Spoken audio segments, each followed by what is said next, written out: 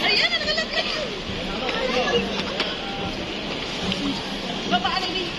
Babaan na, baba.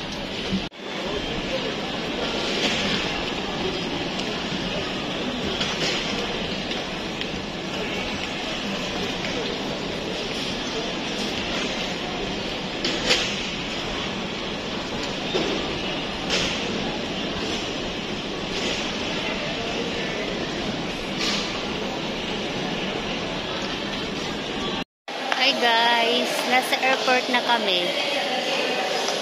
Tapos na rin sa immigration. Nakakakaba sa immigration kasi ako lang mag-isa.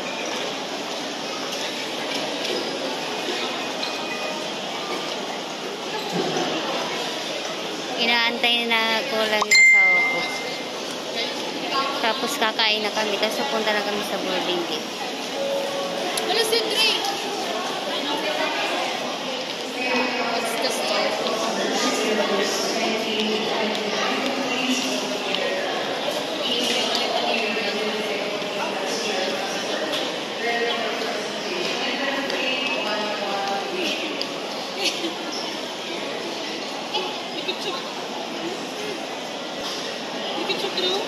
Nakakakaba sa immigration. Diyos ko, halos...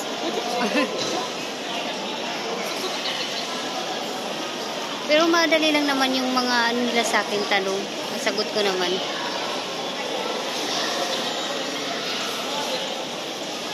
Mamaya ko sabihin sa inyo kung ano yung mga tinanong sa akin sa immigration.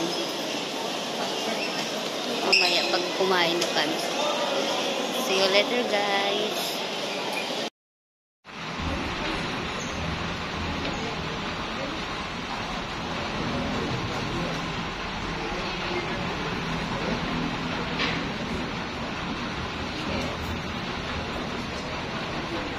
Dito kami sa Jamaica.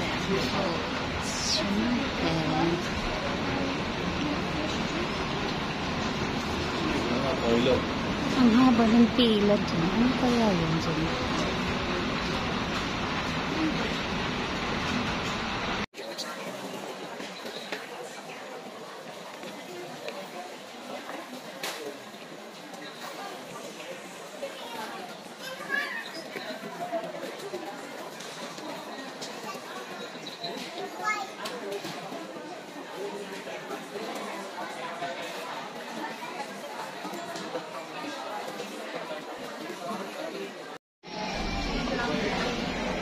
Hi guys, nandito pa kami sa boarding gate. Nag-aantay kami.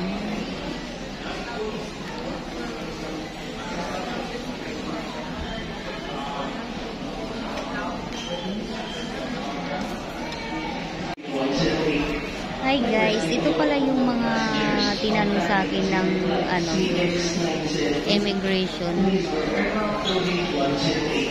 Yung tinanong lang po sa akin yung kung sino yung kasama ko mag-travel, tapos kung kailan yung balik ko, tapos kung nakapag-travel na daw ako before. Tapos nung sinabi ko yung asawa ko yung kasama ko, kaso lang sabi ko foreign passport siya, pero nandun na siya sa loob kasi magkaiba kami, Philippine passport ako. Tapos ibinigay ko na lang sa kanya yung marriage certificate ko, tapos yung itinerary ticket namin papunta doon sa Malaysia, tapos pabalik. Tapos ano, tinanong din niya sa akin kung saan kami ikinasal. Sinabi ko lang na sa Malabon City. Tapos inanunan niya yung passport ko. Tapos sinabi niya si Adrian Lewis daw yung, sabi ko yes. Tapos ano na, in-stamp niya yung passport ko. Tapos okay na. Pero kinakabahan ako nung una kasi ano nagkahiwalay kami ng asawa ko. Baka mamaya tanungin ako kung sino yung kasama ko. Tapos buti na lang yan lang yung mga tinanong sa akin. Kasi yung asawa ko nasa loob na siya, nauna siya kasi konti lang yung foreign passport Kami sobrang haba ng pila namin. Pero so far, yung question sa akin, yun lang, yung tinanong sa akin kung kailan yung balik ko, kung nakapag-travel ako before, sino yung kasama ko. Yun yung madalas lagi yung tinatanong sa akin, yung tuwing dadaan ako sa immigration. So, yun lang guys, yun yung question sa akin. Madali lang naman. Tapos nandito pa kami sa boarding gate namin, nag-aantay pa rin kami dito. Tapos, yun lang. Kunti na kami tao, hindi ba nag-alisan eh? Parang iba ba yung boarding gate?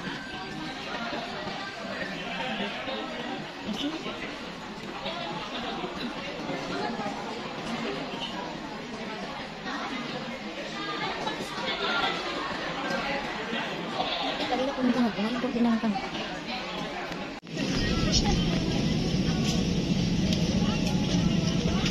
Balik isang adlaw. Ano ba tayo first time? At ito din.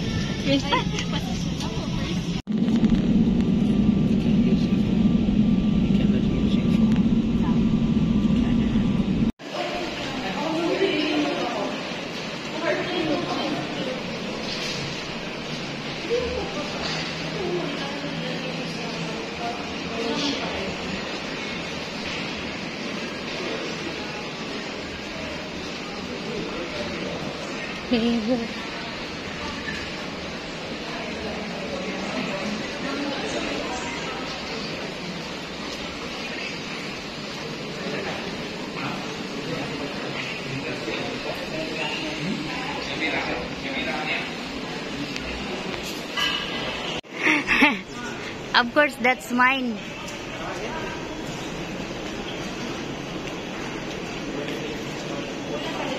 Hi guys, nandito na kami sa Malaysia. Welcome to Malaysia.